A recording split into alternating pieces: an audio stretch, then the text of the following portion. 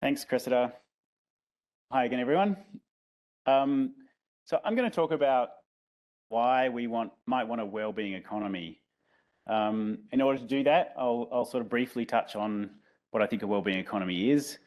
I'll tell a story about past economic system change and contrast a wellbeing economy with our current economy.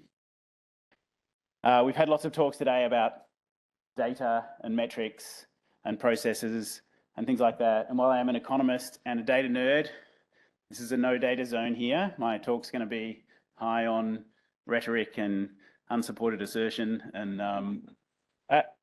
so I really hope that you will disagree with some of it. And I hope my fellow panelists, Ken and Catherine, will disagree with some of it. And, you know, this is the late afternoon session, 4 o'clock in the afternoon, a very full day. So, you know, hopefully a bit of metaphorical bloodletting will keep us awake. I want to take a moment to acknowledge the Ngunnawal and Ngambri people on whose unceded lands we gather today. And thanks to Auntie Violet Sheridan for the welcome to country this morning. A wellbeing economy in Australia is fundamentally dependent on a healthy country, but also on relationship to country. And there are no better teachers for this than those people who have lived here for countless generations. This is one of the reasons why First Nations perspectives must be central to a wellbeing economy in Australia, and why caring for country, as Ken Henry spoke about earlier today, is critical to any conception of a wellbeing economy. Ken may have used terms like natural capital and nature repair, but he's talking about the same thing that Jara elder Uncle Rick Nelson was saying to me when I was on country with him near Castlemaine, where I live on Jara country. He said, the main thing that we need to do is heal country. It's the same thing that Ken Henry was talking about this morning. So what is a wellbeing economy? One catchphrase for wellbeing economy is an economy that serves people and planet. That sounds good, right? Who could argue with that? But what does it actually mean? And what would a wellbeing economy look like? And perhaps importantly, how would it be different from today's economy? Earlier this year, Catherine Trebek and I didn't bring my prop. Damn, I thought, Brenton, you're the only one with the prop, but no, we've got a publication that's on the counter out there. And, oh, look, thank you, Brenton. The Wellbeing Economy in Brief, which Catherine Trebek and I wrote earlier this year, which sort of explains our version of what we think a wellbeing economy is. There are some more hard copies out either on the table, or if they're not on the table, there is a box under the table that still has some if people want one. And so the core principles of a wellbeing economy, Catherine coined as the 4 Ps. Some of you will have heard her speak about this before, and I'm just going to kind of very briefly go over those. The first P is purpose. The economy should be guided by our values. This is well captured by something Australian Treasurer Jim Chalmers said when he was talking about measuring what matters, not today, but at a different time. To build the kind of economy that we want, we've got to align what we want to see in our economy with what we want to see in our society and in our communities. The second P is people-powered. It sounds like 2 Ps, but it's only 1 P. Don't count the second one. People-powered essentially means democratic, but not in the turn up and cast a ballot every 2 or 3 years kind of democratic. It means people are well informed and are involved in key decisions, including industrial democracy, as well as political and economic democracy. The next P is preventative. This means that we act to prevent problems from occurring rather than seeking only to address the problems after they arise. By necessity, this also requires long-term thinking, planning and budgeting. The last P is pre-distribution. We're all familiar with redistribution, where we tax those who can afford to pay and we redistribute either through direct monetary transfers or through the provision of services. Pre-distribution is about creating an economy that works better for people up front so that less redistribution is necessary. It means that good work is available to all of those who want it, and all jobs are well enough paid to live a good life and to fully participate in society. So that's a sort of super quick, perhaps even superficial overview of the 4 Ps, the principles of wellbeing economy, which on the surface, I think, are pretty hard to argue with. But the devil's obviously in the detail. I'll keep returning to the 4 Ps as I go through the rest of my talk. Maybe we should talk a little bit about how the extent to which we already have a wellbeing economy and how the Australian economy matches up with the 4 Ps. Australia is one of the richest countries in the world at the richest time in human history. I think it's a very interesting exercise to hold that thought while considering our current housing crisis, cost of living pressures, increasing homelessness, youth mental health epidemic, slowly degrading public health and education systems, worsening Indigenous disadvantage, and ongoing biodiversity loss and extinction. One of the richest countries in the world at the richest time in human history. None of the above things are inevitable, or simply the cost we pay for progress, nor are they necessary trade-offs in order to have an efficient market economy, as some apologists might try to tell you. Not many economists will admit this. In fact, I'd say many economists don't even know it. But economics is a social science, and the economy is a social construct. This not only means that there are no immutable laws of economics in the way that there are laws of physics, but it also means that we can decide whether or not we have a world-class education and health system, and whether or not we conserve our unique biodiversity. Even more critically, it tells us that the problems that we see in our current economy and society are the result of deliberate decisions. Decisions that could have been made differently and can still be recast. I haven't yet mentioned climate change, but I think we should at least briefly go there. Our current trajectory on climate change takes us somewhere between catastrophe and apocalypse, with catastrophe being the optimistic end of the spectrum. I don't say that lightly or flippantly, I think it's the truth. I don't know if you all remember 350.org. It was an organisation whose name was based on the idea that we needed to keep greenhouse gas emissions, CO2 concentrations below 350 parts per million in order to avoid the worst impacts of climate change. Well, we blew straight through that. We're now somewhere above 420 parts per million. Then we moved to the Paris Agreement, attempting to keep warming below 1.5 degrees above pre-industrial levels, because the science indicated that gave us a decent chance of avoiding the worst impacts of climate change. There is now virtually no doubt that we will also blow through the 1.5 degree limit, probably in the next decade. We're already bumping uncomfortably up against it. Will we get serious enough about climate change to keep it below 2 degrees? In this unknown area between 1.5 degrees and 2 degrees of warming is a catastrophe of increased natural disasters, rising sea levels, crop failures, and ecological collapses. The World Economic Forum predicted that more than 500,000 homes in Australia will be uninsurable by 2030. Many already are uninsurable for flooding. We're already struggling to keep up with repairs from natural disasters that are occurring at the current level. How will this look by 2050, when they're far worse and insurance is unaffordable or unavailable to many? As I said, I live in Castlemaine on Jarrah country in central Victoria. It's not a widely known fact, but school kids from Castlemaine started the school strike for climate movement in Australia, inspired by Greta Thunberg. I recently spoke with one exhausted school student from the climate strike movement who said to me, "What are the adults doing? What are we doing?" Despite many people doing amazing things, collectively, us adults are failing. there remains no doubt in my mind that the world we are leaving behind is one that will be worse than the one we inherited. We're not blindly walking into this future. We know it's coming, but we either feel helpless, so we choose mostly not to think about it, or we're striving as hard as we can, but feel like we're pushing with our bare hands against the tide. No wonder we have a youth mental health epidemic, which we're also mostly not talking about.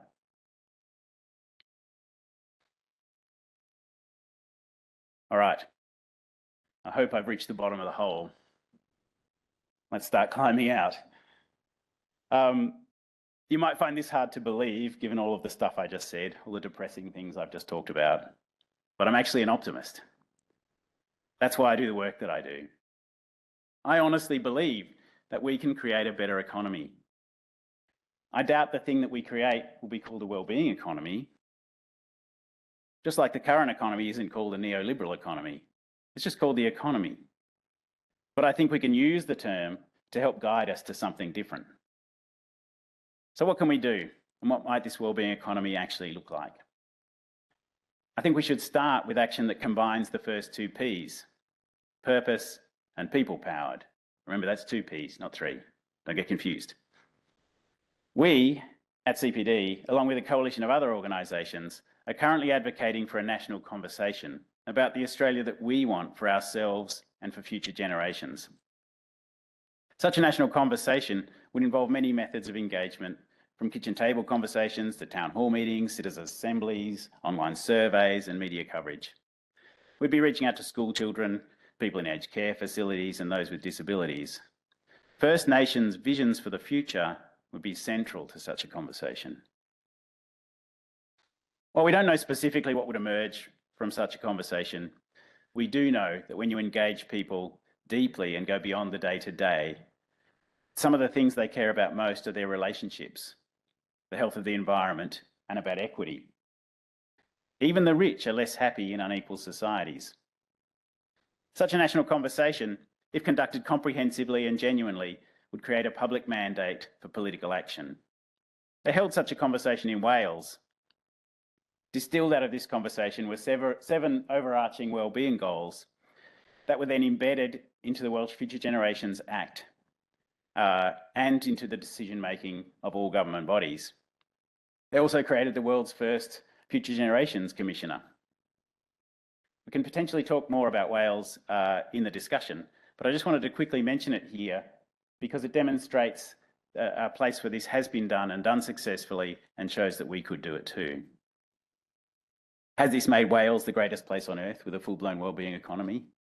Of course not, but it has started them on a different path and made the journey to a wellbeing economy more likely.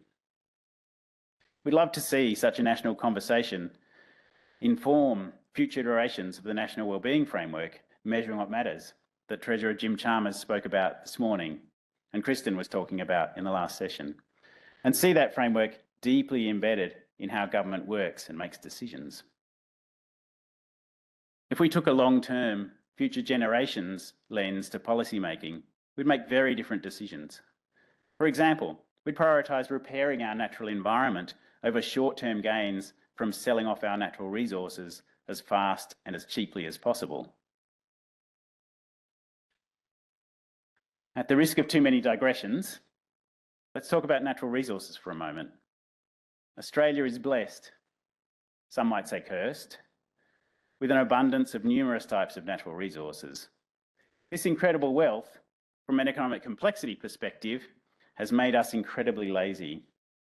We've been able to be a rich country primarily by just growing stuff, digging things up, and shipping them overseas. Here's another thing that we don't often talk about that we should. The natural resources that lie beneath our soils and beneath our oceans belong to the Australian people. We allow companies to extract them and sell them on our behalf, and then we treat the relatively meagre return we get as income. There are two important things here. One is that we call it income when it's really an asset sale. Calling iron ore sales income is like selling your furniture and calling it income. The other important point is how little return we actually get for our assets. If we treated natural resources natural resource extraction as the sale of assets that belong to the Australian people, we would act very differently. One approach would be to contract out the extraction and processing of the resources and sell them ourselves. This is an approach taken by the Saudis with their oil wealth, for example. Another approach would be to appropriately tax super profits that these companies make. I can feel Ken squirming in his seat. This is the approach that Norway has taken with its oil wealth, leading it to build up the largest sovereign wealth fund in the world. We don't do either of these things. Instead, we work as hard as we can to facilitate the fastest possible asset stripping at bargain basement rates. Many of our resource companies pay little or no company tax, despite being extraordinarily profitable. And the royalties we charge allow the companies, instead of the public who own the resources, to be the primary beneficiaries of resources booms. Well, part of the point of a national conversation is to create an authorising environment for politicians to stand up to corporate vested interests. We want an economy that works for people and planet. But I would argue that we have an economy that works primarily for profit and rent extraction. Another good topic for the panel, perhaps. The task for us is to fully expose the disconnect between what the people want and what actually happens. And also to demonstrate that there are alternatives to business as usual. So the national conversation gets us a long way towards the first P, purpose, and begins a different approach to democracy and people power. What about preventative? This is where the discussion of the Australia we want for future generations really kicks in. Our current political system struggles to think beyond 3 or 4 year election and budget cycles. But we know longer term planning is possible. We do it in defence and we do it with big infrastructure projects. So we know we can do it in health, education and the environment. Almost everywhere you look, there are examples of preventative measures that are proven to be more cost effective and to deliver better results. But with rare exceptions, we don't resource them. It's very difficult for a politician to stand in front of the media and talk about hospital visits that haven't happened. A lot better to publicly stand in front of shiny new ambulances or to cut the ribbon at a new hospital wing. A well-constructed national wellbeing framework, informed by a national conversation, could provide politicians with the acknowledgement and credit for preventative actions. The Victorian Government's Early Intervention Investment Framework, that we heard a bit about from Cressida earlier today, is a great example of a mechanism that looks longer term at how we can prevent problems arising. We can learn from that and encourage it even further upstream to systemic causes of social and environmental problems, such as poverty. Poverty brings us to the last P, which is not poverty, it's pre-distribution. Pre-distribution. I think perhaps this is an opportunity to risk another digression. The kind of economic paradigm shift that we're talking about here, from an economy that works for rent and profit to one that works for people and planet, has only really happened twice in Australia in the last 100 years. Let's quickly talk about those two other transitions because they're very instructive and will eventually lead to a point about pre-distribution. In Australia, in the closing years of World War II, the Curtin government began planning for the post-war economy. The policymakers of the day, perhaps most prominent among them being Nugget Coombs, had lived through the Great Depression and they'd seen the suffering and the waste and 20% unemployment. They then lived through World War II, where government expenditure effectively eliminated unemployment. They asked themselves, if government expenditure can create full employment during the war, then why not during peacetime?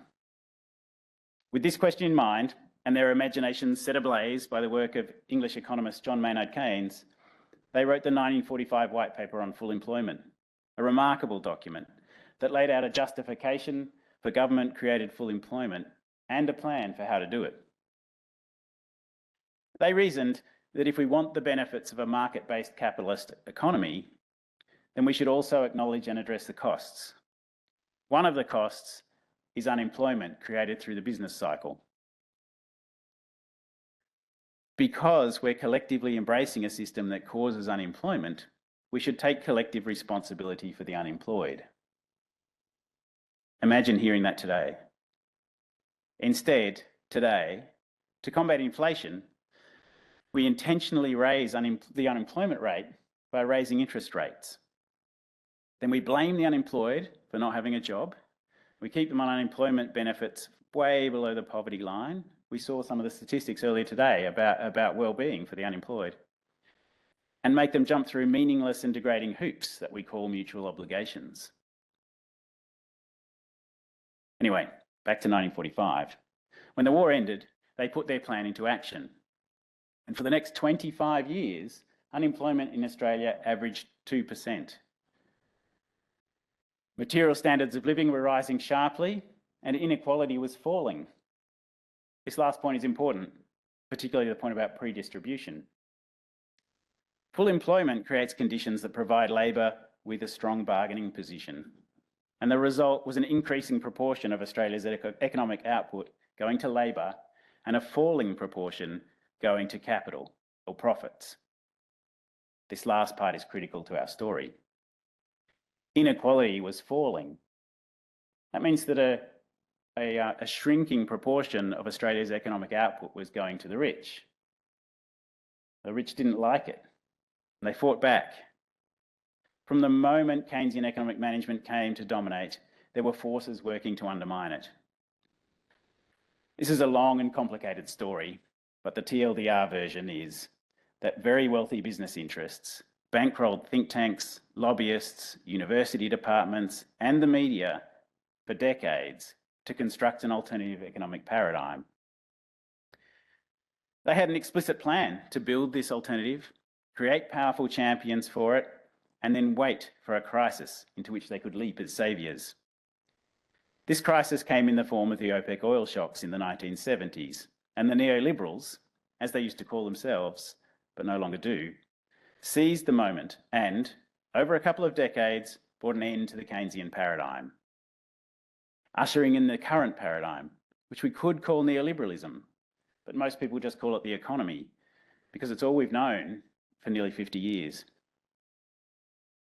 As soon as neoliberalism dethroned Keynesian economic management in the 1970s, the decline in inequality that I talked about before stopped and then reversed, and it's been growing ever since.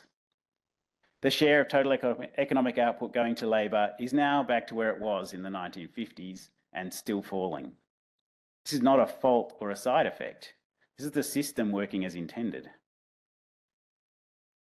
The fact that such dramatic shifts have happened before, and they were brought about through intentional planning and decision-making, shows that it can happen again.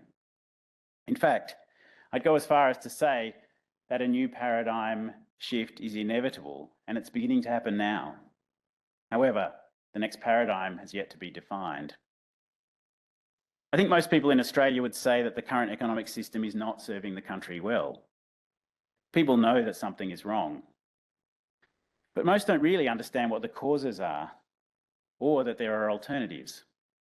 The housing crisis might be the most obvious illustration of this.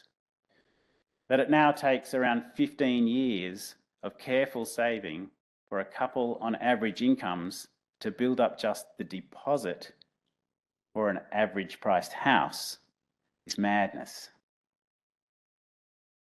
Here are a couple of questions to quietly contemplate for a moment. What mechanisms currently exist in Australia that will reduce wealth inequality? What mechanisms exist that will increase wealth inequality? Note that I'm talking specifically here about wealth inequality, not income inequality.